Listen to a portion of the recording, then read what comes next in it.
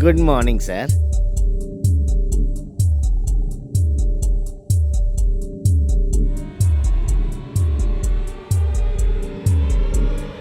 क्या बात है सर? आपकी तबीयत तो ठीक है ना? डॉक्टर बुलाऊं? नहीं मूलचंदानी, तबीयत ठीक है मेरी। लेकिन मूड ठीक नहीं लग रहा है आपका। आपको कैसे मालूम? सर एक जोक सुनाऊं, अगर आप इजाजत दे तो। मेरी जिंदगी एक जोक बन गई है, तुम क्या जोक सुनाओगे? सर ऐसी मायूसी क्यों? भाभी से कुछ अनबन हुई है? ऐसा ही कुछ समझ लो। ओहो, मैं समझा कोई सीरियस प्रॉब्लम होगा। सर औरतें जितनी जल्दी रूठ जाती हैं ना, उतनी जल्दी मान जाती हैं। बस उनकी डिमांड पूरी कर दो तो खुश। सर आपसे जो मांग रही है दे दो ना। वही तो मैं नहीं दे सकता। सर ये जो आप नहीं दे सकते। डिवोर्स। डिवोर्स? तब तो वाकई सीरियस प्रॉब्लम है। देखो मूलचंदानी, ऑफिस में इस बात का पता किसी को नहीं चलना चाहिए। क्या बात कर रहे हैं सर? मैं ऐसा भी गया गुजरा इंसान नहीं हूँ कि आप जैसे शरीफ इंसान के जज्बातों को चुगली का सामान बनाऊं। मैं तो ये सोच रहा था कि अभी भी तो आपकी शादी हुई है, अच्छे पोजीशन पर है, अच्छा कमाते हैं और खाने वाले सिर्फ दो। तो ऐसे सुहाने दिनों में डिवोर्स का प्रॉब्लम कैसे आ सकता है? वो जरा पर्सनल मैटर है, you know, some bedroom problem. बुरा ना माने तो एक बात कहूँ सर। हाँ कहो। सर 100 में से 99% तो बेडरूम बीमारियां होती नहीं है। हाँ, कुछ मिसअंडरस्टैंडिंग या गलतफहमी का शिकार या कोई जानकारी ना होने के कारण हम समझते हैं कि हम कमजोर हैं या किसी बीमारी के शिकार हैं।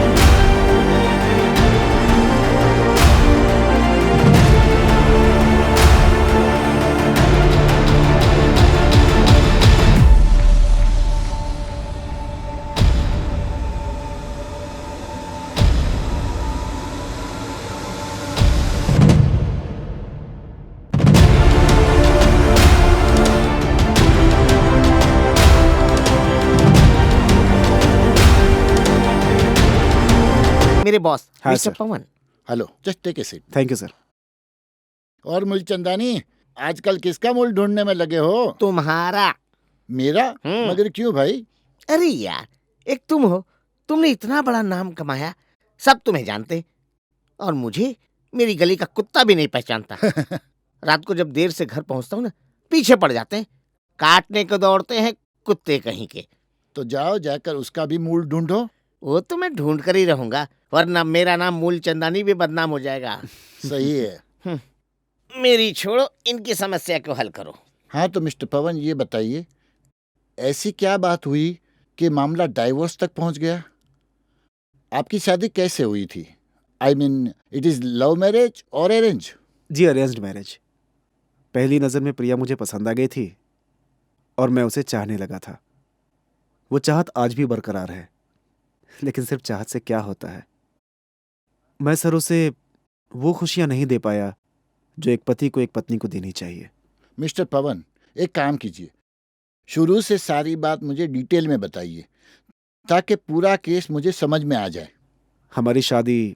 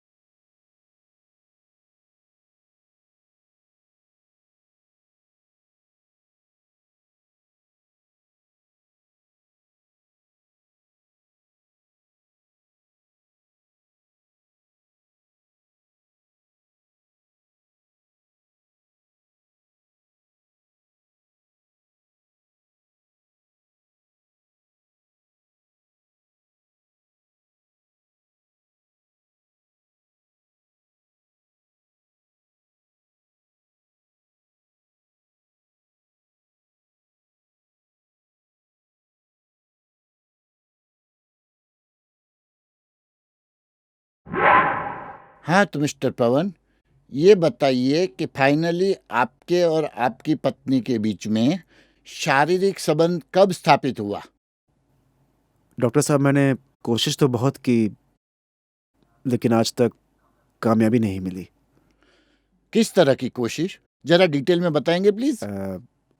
दरअसल देखिए, झिझकने की कोई जरूरत नहीं है, आप बेफिक्र होके बताइए प्लीज। दरअसल बात यह है डॉक्टर साहब कि मैं जब भी कोशिश करता हूँ तो अर्ली डिस्चार्ज। मैं भी समझ सकता हूँ डॉक्टर साहब, अगर किसी स्त्री को सेक्स में संतुष्टि ना मिले, वो भी ऐसे ही रिएक्ट करेगी जैसा प्रिया ने किया। वैसे भी मैं तो पूरी कोशिश कर रहा हूँ। डोंट वरी मिस्टर पवन, आपका केस कुछ कुछ मेरी समझ में आ चुका है। मैं कुछ दिन के लिए दिल्ली सेमिनार अटेंड करने के लिए जा रहा हूँ। जी। मुझे आप 4-5 दिन के बाद आके मिलिए, तब तक मैं पूरा केस आपका स्टडी कर लेता हूँ। और डोंट वरी, आपकी समस्या सुलझाने की जिम्मेदारी अब मेरी है, ठीक है? ओके डॉक्टर साहब, मैं अभी चलता हूँ। Okay. Thank you, nice to meet you sir. एक मिनट, मूलचंदानी को जरा अंदर भेज दीजिए। जी sir. Thank you. Thank you sir. मिल गया सोल्यूशन? मिल जाएगा। लेकिन ये कहने की बात है, मेरे साहब बहुत सीधे साधे हैं। हम्म। मेरी समझ में नहीं आता कि इन जैसे शरीफ इंसानों के साथ ही ऐसा क्यों होता है। डोंट वरी, तुम्हारे सांप का टेढ़ा प्रॉब्लम में एकदम सीधा कर दूंगा। बस मुझे कुछ इंफॉर्मेशन चाहिए, मुझे डिटेल में जाना पड़ेगा। यानी कि मूल तक? अरे ये तो अपना पेशा है खानदानी, इसलिए तो नाम है मेरा मूल चंदानी। बता क्या करना है? तुम है ना, जाके उनकी वाइफ का पीछा करो। अपने साथ में कैमरा लेके जाना मत भूलना। जाके देखो वो किससे मिलती है, क्या करती है, पूरी डिटेल मुझे लाके दो। समझ गए? समझ गया। James bond 007।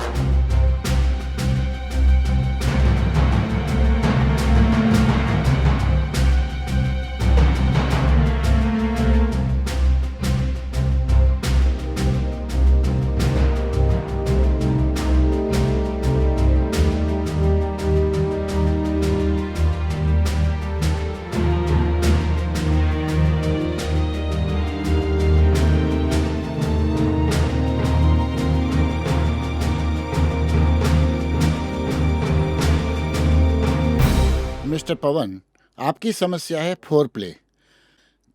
काम क्रिया से पहले जो समय होता है वो आपके लिए इतना लंबा हो जाता है कि जो चरम सीमा होती है, वो जो समागम पे खत्म होनी चाहिए, वो पहले ही खत्म हो जाती है और आप समागम से पहले ही डिस्चार्ज हो जाते हैं। और आप ये समझते हैं कि ये आपकी कमजोरी है, ये आपकी बीमारी है, लेकिन ऐसा कुछ नहीं है। मिस्टर पवन, शीघ्र पतन यानी अर्ली डिस्चार्ज एक मानसिक अवस्था है, टेम्पररी मानसिक अवस्था। बहुत दिनों से समागम नहीं करने की वजह से, अपने प्रिय पात्र को मिलने की वजह से, कभी सेक्स के बारे में बहुत सोचने से, कभी फैंटेसी या एक कल्पना करने से भी अर्ली डिस्चार्ज हो जाता है। वैसे तो ये टेम्पररी समस्या है, लेकिन अगर ये लंबे समय तक रहे तो जाके कोई क्वालिफाइड डॉक्टर को बताना चाहिए। और एक बात याद रखना, कभी भी जो पेपर में या मैगजीन में जो एडवर्टाइजमेंट आती है, वैसे लोगों को जाके दिखा के अपनी दौलत गंवाना और अपनी बीमारियों को बढ़ाना नहीं चाहिए। ऐसे लोगों की बातों में कभी नहीं आना चाहिए। मिस्टर पवन, मैं आपको कुछ नुस्खे बताता हूँ, वो आप शुरू कर दीजिए। जैसे आप उसे आजमाना शुरू कर देंगे, वैसे वैसे आपकी जिंदगी में चेंज आना शुरू हो जाएगा। जैसे आप खुद ज़्यादा एक्साइटेड हो जाते हैं तो आप अपना ध्यान कहीं और जगह पे लगाइए और कोशिश कीजिए कि आपकी पत्नी भी उसी में इतनी इन्वॉल्व हो जाए जितने आप इन्वॉल्व होते हैं। क्योंकि जब तक दोनों लोग इन्वॉल्व नहीं होंगे तब तक सेक्स का जो आनंद है वो आपको मिलेगा नहीं। मेरे बताए हुए आइडिया का अगर आप अमल करेंगे, मैं आपको गारंटी के साथ बोलता हूँ कि 100% रिजल्ट अच्छा ही होगा। बस आप जरा ध्यान से वो कीजिए और जो भी हो उसका पूरा पूरा रिपोर्ट आप मुझे फोन पे बताते रहिए, ठीक है? अरे प्रिया, इसमें मेरे कुछ ज़रूरी फाइल और मैगजीन्स हैं, इसको तुम कबर्ड में रख दो, मैं नहा कर आता हूँ। ओके। अच्छा हाँ, एक बात और, मैं इंग्लिश मूवी की सीडी लाया हूँ। वैसे एडल्ट तो है, लेकिन हस्बैंड वाइफ के बीच में कैसी शर्म। मैं नहा कर आता हूँ। हाँ? ठीक है।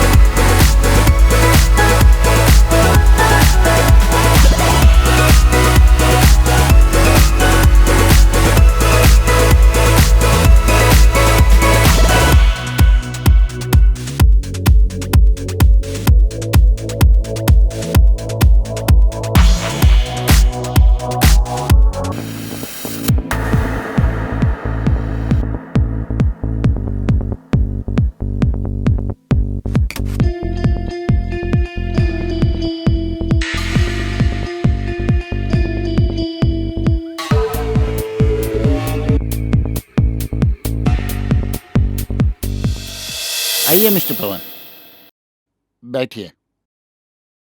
बड़े खुश लग रहे हैं। लगता है आपकी कोशिशों ने कामयाबी का रूप ले लिया है। जी हाँ डॉक्टर साहब, लेकिन यह कामयाबी आप ही की वजह से मिली है मुझे। ये आपके लिए मिठाई है। इसकी क्या जरूरत थी? इसकी ज़रूरत थी क्योंकि मेरी बेरंग और बेस्वाद ज़िंदगी में आपने ही तो खुशियों के रंग भरे हैं, और मैं आपका एहसान ज़िंदगी भर नहीं भूलूंगा। इसमें एहसान की क्या बात है, ये तो हर डॉक्टर का फर्ज है। लेकिन मिस्टर पवन, मुझे लगता है कि अभी तक आपकी 100% ट्रीटमेंट नहीं हुई है। क्या मतलब है डॉक्टर साहब? घबराइए नहीं, कोई सीरियस बात नहीं है। बस आपकी पत्नी को मेरे क्लिनिक में एक बार लेकर आइए। वो क्यों डॉक्टर साहब? वो इसलिए कि क्रिकेट में जैसे दोनों बैट्समैन के बीच में अंडरस्टैंडिंग हो तब रन बनते हैं, इसी तरह मैरिज लाइफ में पति और पत्नी के बीच में इमोशनली अंडरस्टैंडिंग हो तभी मैरिज लाइफ की सेंचुरी पूरी हो सकती है। तुम्हारी तरफ का प्रॉब्लम तो सोल्व हो गया है, लेकिन तुम्हारी वाइफ का पॉइंट ऑफ व्यू जानना भी बहुत ज़रूरी है। ओह या डॉक्टर साहब, I understand. Okay yeah doctor साहब, I understand. Okay, thank you doctor साहब। Thank you. बाय।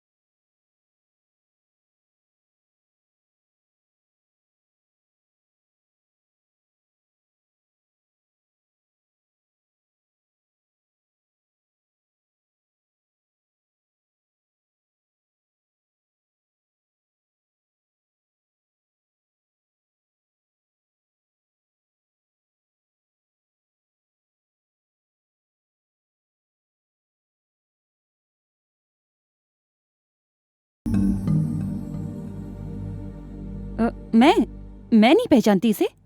कौन है ये? शायद इसे पहचानती हो।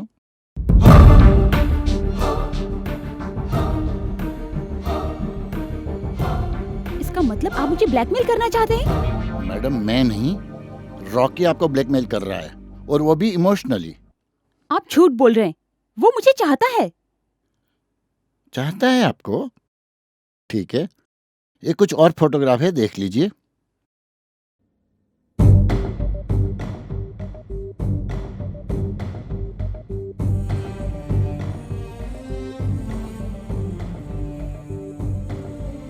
प्रिया जी, आप नादानियत में गुमराह हो रही है और रॉकी जैसे लोफर के हाथ का खिलौना बनकर अपनी ही जिंदगी के साथ खिलवाड़ कर रही है। दरअसल पवन जी कुछ अपनी समस्या लेकर मेरे पास आए थे।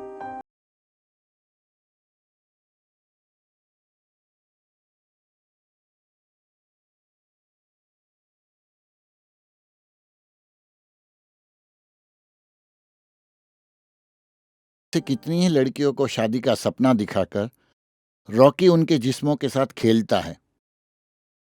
आपकी जैसी उम्र के लड़के लड़कियों में एक आकर्षण होता है और वो उसे प्यार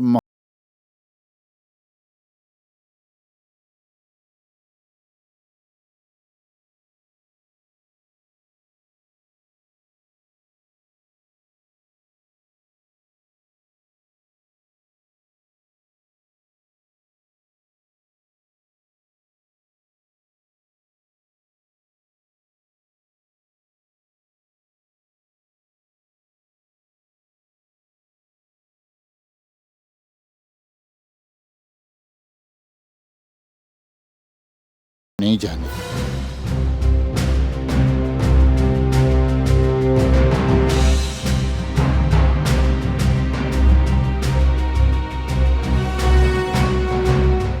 जो हुआ उसे बुरा सपना समझ के भूल जाइए, नए सिरे से जिंदगी शुरू कीजिए, क्योंकि पवन कुमार बहुत अच्छे आदमी हैं और सबसे इम्पोर्टेंट बात यह है कि वो आपको चाहते भी है।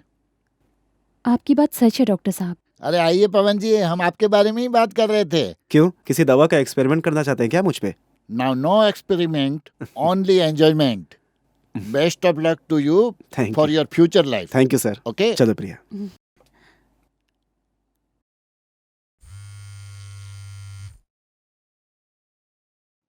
हेलो। हेलो। हाँ, कौन? रॉकी। रॉकी? हाँ बोलो। हाँ, आ जाओ मिलने। मैं नहीं आ सकती। क्यों नहीं आ सकती? बोला ना, नहीं आ सकती। क्यों नहीं आ सकती? दोबारा मुझे फोन करने की या मिलने की कोशिश भी मत करना।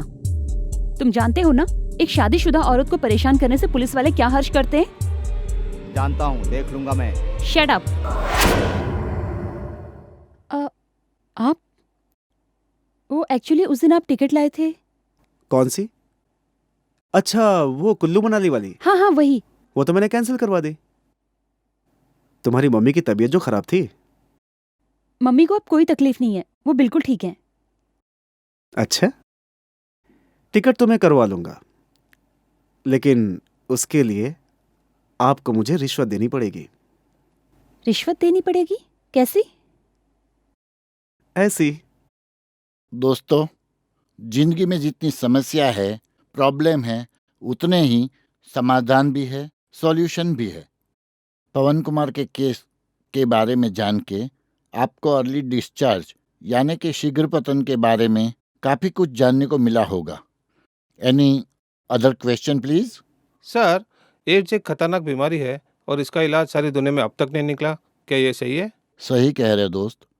एड्स की बीमारी ने हमारे देश में ही नहीं, पूरी दुनिया में हंगामा मचा के रखा है। बहुत सारे देश की बहुत बड़ी बड़ी सरकारें अपने देश के नागरिकों को इस बीमारी से बचाने के लिए करोड़ों रुपया खर्च करती है। बड़े से बड़े मेडिकल साइंटिस्ट इस बीमारी की दवा ढूंढने में लगे हुए हैं। अभी कुछ साल पहले मैं एक मेडिकल सेमिनार में गया था। वहाँ मेरे एक डॉक्टर मित्र ने मुझे ये सच्चा किस्सा सुनाया था, जो मैं आपको सुनाता हूँ। एक सीधा साधा लड़का था और एक लड़की से प्यार करता था। उसका नाम था दीपक और वो भी आप ही की तरह एक कॉलेज स्टूडेंट था। अपने पिताजी के साथ में एक छोटे से शहर में रहता था। दीपक, ये सिर्फ एक अंगूठी ही तो नहीं, हमारे प्यार का वो अटूट बंधन है जो हमें इस जन्म में ही नहीं, आने वाले सब जन्मों में कभी अलग नहीं होने देगा, हमेशा हमारा साथ रहेगा। और दुनिया की कोई भी ताकत हमें अलग नहीं कर सकती, ऊपर वाला भी नहीं। पता है, ज्योति के बिना दीपक का कोई अस्तित्व नहीं है, और दीपक बिना ज्योति का कोई वजूद नहीं। लेकिन इस ज्योति को कुछ दिनों के लिए दीपक से अलग होना पड़ेगा। क्या मतलब? मतलब ये मेरी जान कि हम कुछ दिनों के लिए मुंबई जा रहे हैं। हम मतलब मैं और तुम? अच्छा, शादी से पहले हनीमून, हाँ? लेकिन मेरी जान, ये अमेरिका नहीं, इंडिया है। और भगवान का शुक्र है कि यहाँ गंगा आज भी सीधी बहती है, उल्टी नहीं। मैं तुम्हारे साथ थोड़ी ना जा रहा हूँ। तो मैं तो उसके साथ जा रहा हूँ। किसके साथ? वो मैं नहीं बता सकता। ठीक है, मत बताओ। हाय, ये रुटने की अदा कहीं हमारी जान न ले ले। जानती हो, अगर ज्योति रूठ जाए तो क्या होता है? दीपक बुझ जाता है। जानना चाहती हूँ मैं किसके साथ जा रहा हूँ? नहीं जानना है? नहीं। मैं बता रहा हूँ, सचमुच नहीं जानना है? नहीं। अरे 4 दिनों की तो बात है। वो मेरा दोस्त संजू है ना, संजू, अरे संजू सुपारी, उसने अचानक प्लान बना लिया। बोला तुझे तो चलना ही पड़ेगा। अगर आपकी इजाजत हो तो मैं हो आऊं। अच्छा, प्लान बनाने के बाद परमिशन? जाओ बच्चों, अभी तो एंगेजमेंट हुई है। शादी के बाद तुम्हें पल्लू से बांध के रखूंगी। और हाँ मेरे हीरो, मुंबई जाकर किसी हीरोइन के साथ आंख मिचोली मत खेलना, वरना। तौबा मेरी तौबा, मेरी शामत आई है। हाँ हाँ हाँ, जैसे वहाँ कोई हीरोइन तुम्हारा इंतजार ही कर रही है ना आंख मिचोली खेलने के लिए। हीरोइन तो क्या, कोई परी भी आ जाए ना तो तुम्हारी जगह नहीं ले सकती। मेरी जिंदगी में, मेरे दिल में तुम हो।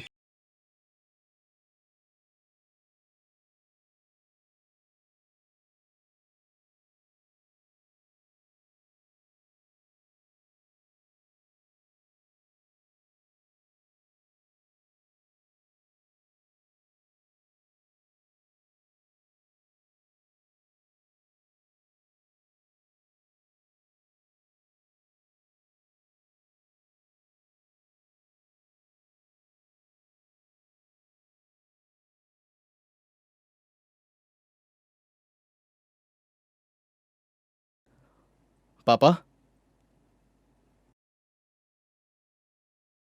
पापा, 4-5 दिनों की तो बात है। दीपक, मैं तुमसे 4-5 घंटे दूर रहता हूं ना तो बड़ा मुश्किल हो जाता है बेटा। और 4-5 दिन तो। आई नो पापा, मम्मी के जाने के बाद एक मैं ही आपके जीने का मकसद रहा हूं। आपने मुझे कभी माँ की कमी महसूस नहीं होने दी। मुझे भी आपसे दूर जाते हुए अच्छा नहीं लग रहा है, पर उस संजू ने। देख बेटा, जा शौक से मुंबई जा और जी खोल कर ऐश करना। क्योंकि इस फाइनल ईयर के रिजल्ट के बाद मैं तुम्हारी शादी करने वाला हूं। उसके बाद तू गृहस्थी वाला हो जाएगा और फिर ऐसी मौज कहाँ। पापा अभी ना। इसमें शर्माने वाली कौन सी बात है? और तू तो अच्छी तरह से जानता है कि हम दोनों बाप बेटा कम, दोस्त ज्यादा हैं। लेकिन दीपक, तो उससे दूर रहने के ख्याल से खैर छोड़, मुंबई जा और दिन में कम से कम 4 बार फोन करना। 4 बार? हाँ हाँ, 4 बार। कम से कम तेरी आवाज सुनकर मेरे दिल को तसल्ली तो मिलेगी। और जी खोल कर पैसे खर्च करना, जरा भी चिंता मत करना। हाँ, ले और कुछ पैसे ले ले। पापा इसकी कोई जरूरत नहीं है, आपने पहले काफी दे दिया है, रखो इसे। ले ले ले ले बेटा, ले ले। बिना धुआं किए मधुमक्खी के छज्जे से शहद टपक रहा है।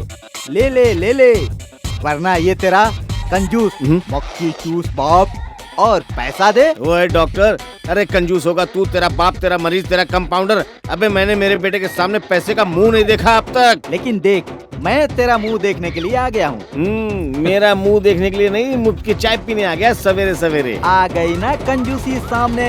सिर्फ चाय पिलाएगा, नाश्ता नहीं कराएगा।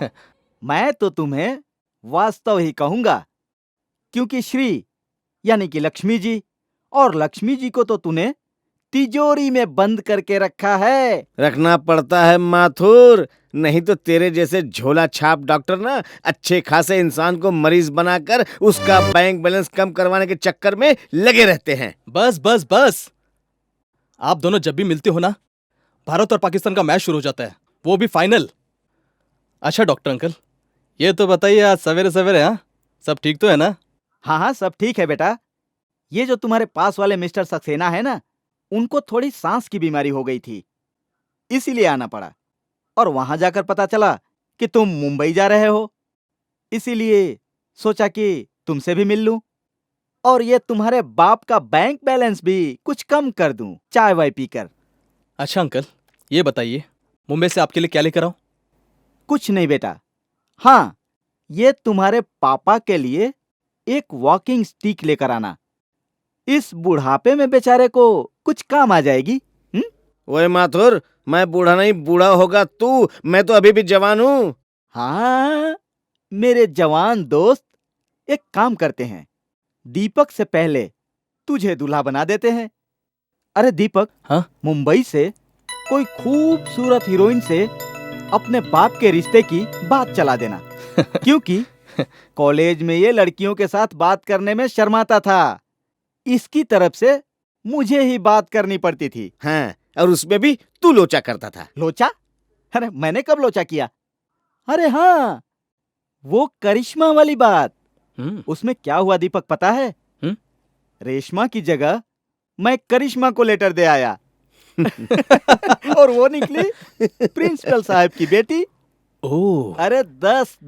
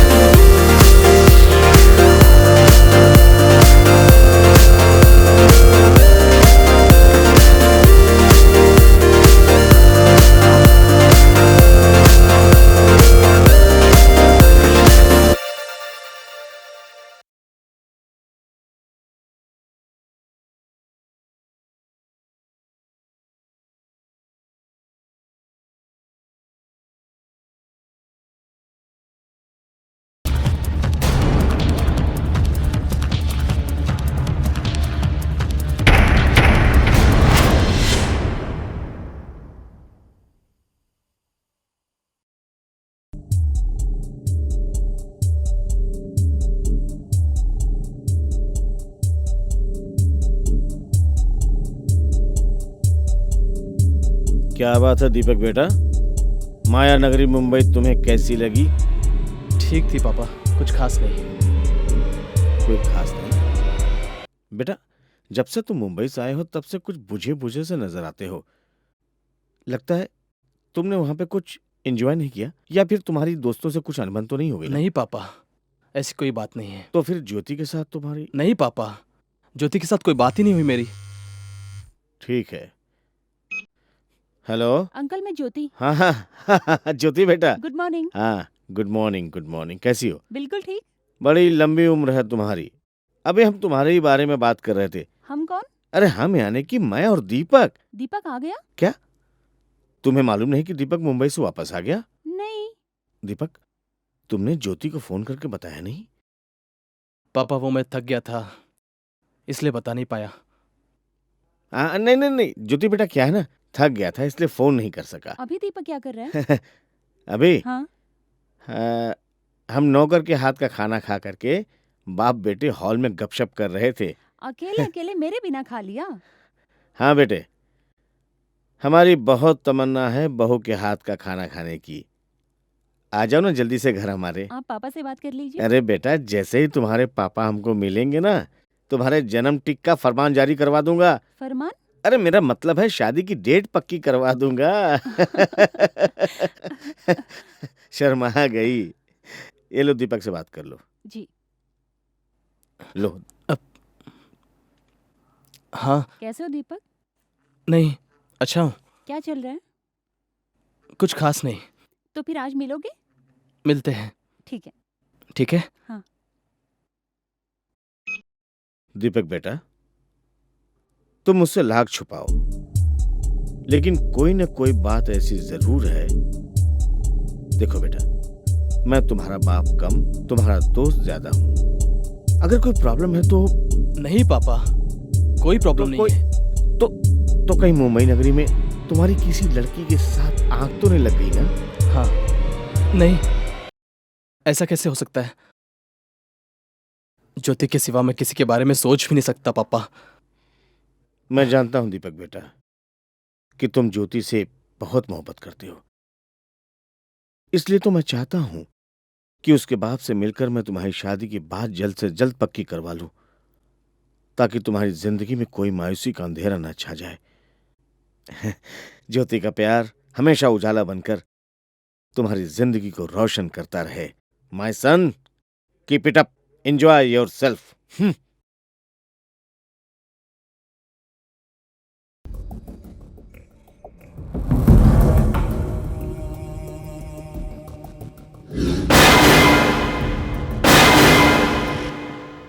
तुम्हारे पापा ने मुझसे क्या कहा जानते हो? क्या कहा? उन्होंने कहा कि बहुत तमन्ना है बहू के हाथ का खाना खाने की। हाँ जाता हूँ, मैं उनके साथ ही तो था। अरे हाँ, एक बात तो बताओ, तुम उसके साथ 1 हफ्ते के लिए जाने वाले थे ना, फिर 2 दिन में कैसे वापस आ गए? इतनी याद आ रही थी क्या मेरी? हाँ, याद तो आ रही थी। आज तुम इतने बुझे बुझे क्यों हो? नहीं तो, ऐसी कोई बात नहीं है।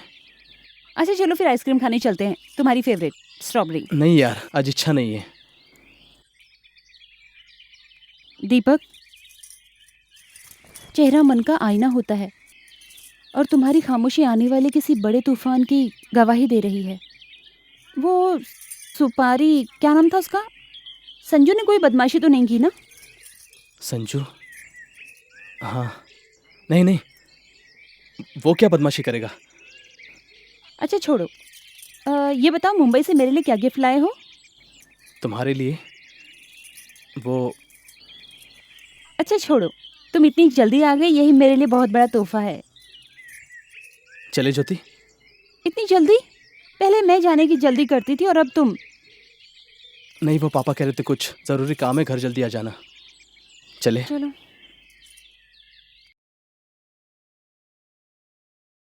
अब तो मेरी जिंदगी का एक ही मकसद बचा है तिवारी जी, दीपक की शादी का। मैं भी ज्योति के हाथ पीले कर दूं, उसके बाद चारों धाम की यात्रा करने चला जाऊंगा।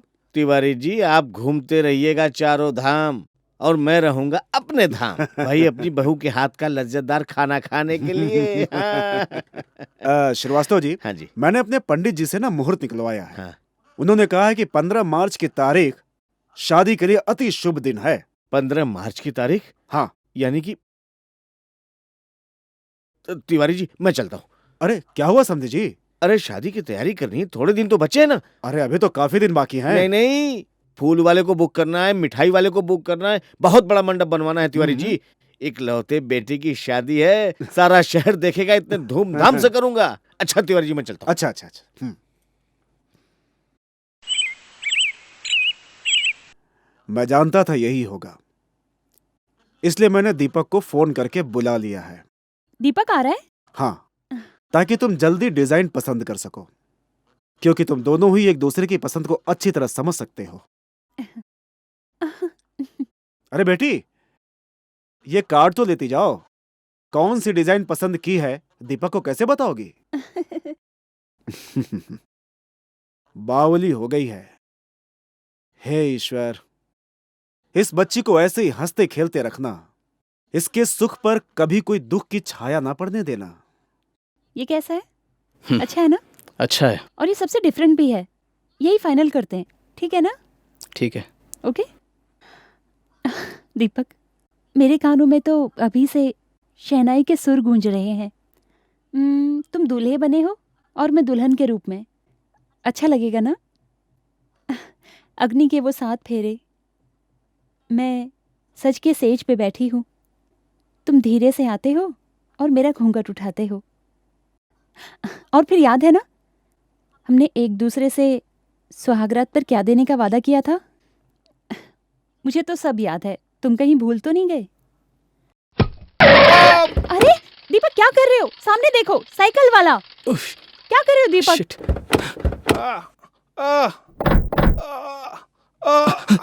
अरे इसे चोट लगी, चलो हॉस्पिटल ले चलते।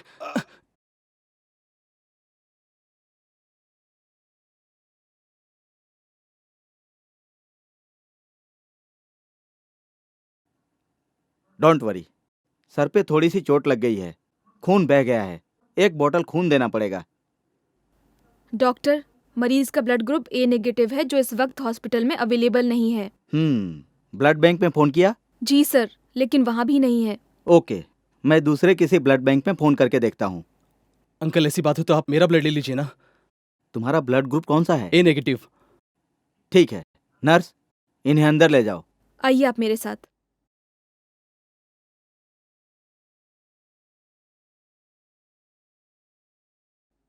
Sir, mister Deepak is a heavy HIV positive. What? HIV positive? It is impossible. It is true sir.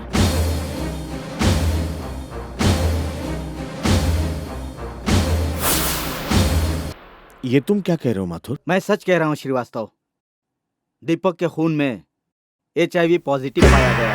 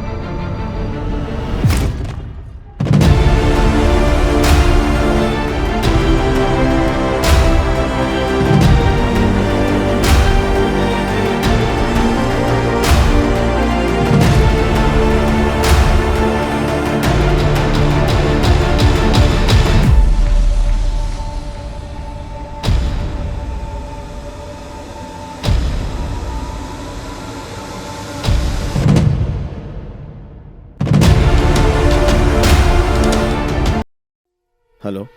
Hello Srivastava. हाँ बोलो माथुर, क्या हुआ? कुछ नहीं। क्या मतलब? एड्स का अभी तक कोई इलाज नहीं मिल पाया। और एक बात का खास ध्यान रखना श्रीवास्तव, दीपक को ये मालूम ना होने पाए कि उसे एड्स हुआ है, वरना उसकी रही सही जिंदगी भी मौत से बदतर हो जाएगी। Srivastava, control yourself. दुनिया में कोई भी ऐसी दवा नहीं बनी है जो एड्स जैसी बीमारी को ठीक कर पाए।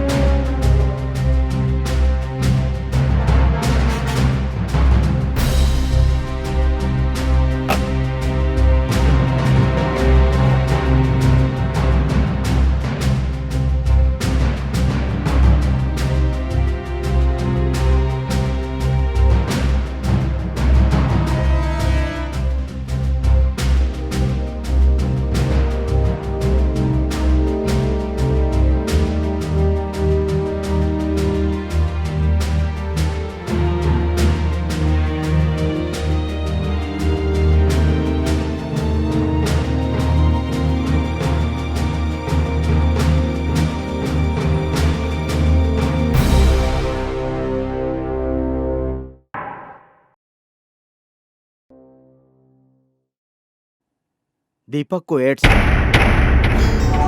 और ये बात उसे मालूम हो गई थी।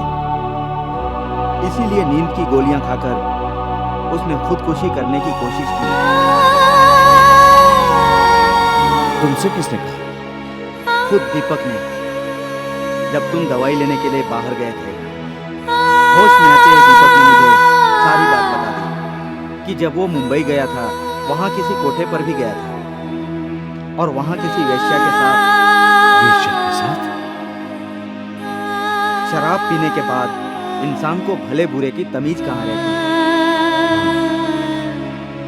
इसलिए वो मुंबई से जब वापस आया और उदास रहने लगा। यही सबूत उसके सच्चे और अच्छे कैरेक्टर का है। और फिर भूल किससे नहीं होती। ये बात और है कि ऐसी किसी भूल के बाद मिलने वाली सजा जिंदगी भर के लिए तड़प दे सकती है। कभी न खत्म होने।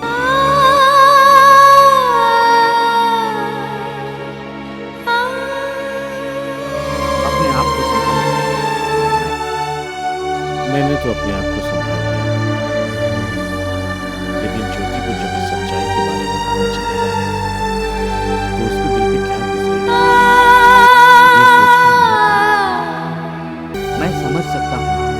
कलेजे पर पत्थर रखकर भी उसे बताना तो पड़ेगा ही। अब दीपक की शादी उससे नहीं हो सकती।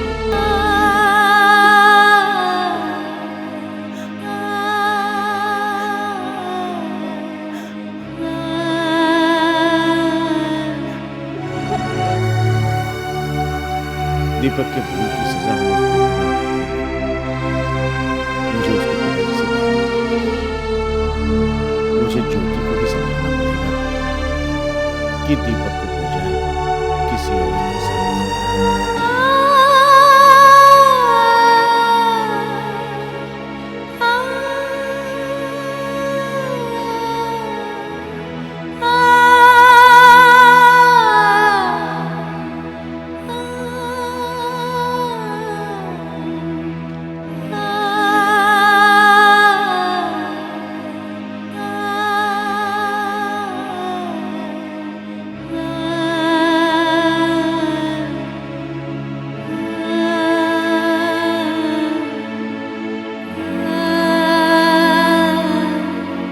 मैं आपका दर्द समझ सकता हूं श्रीवास्तव जी।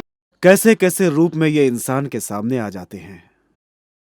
बदनसीबी भगवान किसी को भी ना दे जो एक बाप अपने इकलौते बेटे को अपने सामने तिल तिल करके मरता हुआ देखता है और कुछ ना कर सके।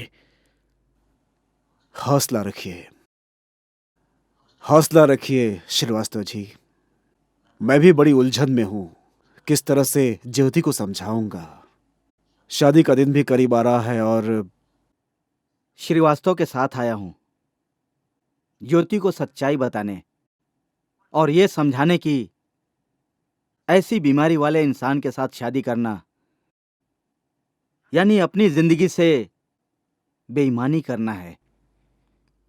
दीपक की जिंदगी में तो अंधेरा हो चुका है, लेकिन ज्योति के सूरज को, मेरे कहने का मतलब है उसके सुख के सूरज को हम ग्रहण क्यों लगने दें? ये शादी नहीं हो सकती। ये शादी होगी, क्या? जरूर होगी। मगर बेटी, दीपक को एड्स हुआ है। क्या तुम जानती हो बेटी? हाँ अंकल, मैंने आपके और डॉक्टर अंकल की सारी बातें वहाँ सुन ली थी। दीपक को एड्स है ये सुन के एकदम मेरे दिल पे बिजली गिर गई और मेरे पाँव के तले से जमीन निकल गई। मैं एक दौराहे पे खड़ी हो गई। एक रास्ता था जो दीपक को छोड़कर मैं अपनी जिंदगी बसा सकती थी, और दूसरा जिसमें दीपक अकेला चल रहा था, बेसहारा। मैंने तय कर लिया कि मैं उसको इस तरह बेसहारा नहीं छोड़ूंगी, उसकी हमसफर बनूंगी। मौत तो मुझे, आपको, हम सबको एक दिन आनी ही है, लेकिन जीवन की आज जो अनमोल घड़ियां हमारे पास हैं, हम क्यों जानबूझकर उन्हें आंसू में डुबो दें? फर्ज कीजिए अगर यही बात हमें शादी के बाद पता चली होती तो क्या कर लेते हम? तब बात और होती, लेकिन अभी हमारे पास सोचने के लिए वक्त है। और ये बीमारी कोई मामूली बीमारी नहीं है। मैं जानती हूँ अंकल, एड्स कंट्रोल सोसाइटी, मैं वहीं से आ रही हूँ और मैंने सारी जानकारी भी ले ली है। शादी के बाद अगर कुछ सावधानियां बरती जाएं तो दूसरे जीवन साथी को ये बीमारी नहीं हो सकती। अगर तुम दीपक से शादी कर भी लो तो तुम दोनों को माँ बाप बनने की इच्छा छोड़नी पड़ेगी। आई नो अंकल, अगर भविष्य में हमें बच्चे की कमी महसूस हुई तो देश में कितने ऐसे हजारों बच्चे हैं, हम किसी को भी गोद ले लेंगे और इस तरह उसे माँ बाप का प्यार भी मिल जाएगा और हमारे जीवन की फुलवारी भी हरी भरी हो जाएगी। देखो बेटी, जल्दबाजी में कोई भी फैसला करने से पहले तुम एक बार फिर से ठंडे दिमाग से सोच लो।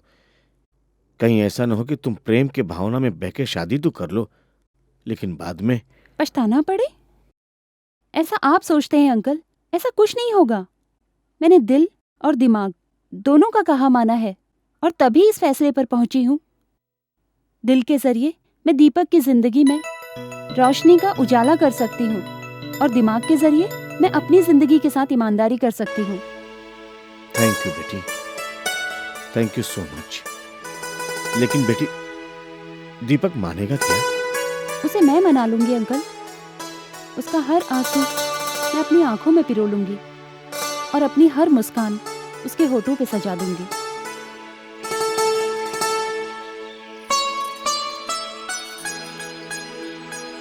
तुम तो बड़े बेवफा निकले, आखिर तोड़ ही दी ना तुमने कसम। नहीं ज्योति, दरअसल किसी ने मुझे जबरदस्ती पिला दी थी, नशे की हालत में। मैं उस बेवफाई की बात नहीं कर रही हूँ, वो तुमसे कमजोर घड़ी में हुई एक भूल थी। हमने साथ में जो कस्में वादे किए थे, मैं उसकी बात कर रही हूँ। जिंदगी के उजाले में तुमने मेरा हाथ थामा और मौत के साए में मुझे अकेला छोड़ दिया। क्यों नहीं बताया मुझे? मैंने कई बार तुम्हें बताना चाहा, लेकिन तुम्हारे किसी वस्तु को किसी और के द्वारा इस्तेमाल किए जाने पर तुम्हारे पॉजिटिव बिहेवियर को लेकर मैं डर जाता था। बीमारी के बारे में पता चला तो ऐसा लगा सब डूब रहा है। चारों ओर अंधेरा छा गया, ठीक इस डूबते सूरज की तरह। तुम कोई वस्तु नहीं, जीते जागते इंसान हो और मेरी सांसों में समाये हुए हो। याद है दीपक, मैंने क्या कहा था तुमसे कि दीपक के बिना ज्योति का कोई वजूद नहीं है। और रही बात डूबते सूरज की, तो जो सूरज रात को डूबता है वो अगली सुबह निकलता भी तो है जिंदगी की खुशियों के लिए।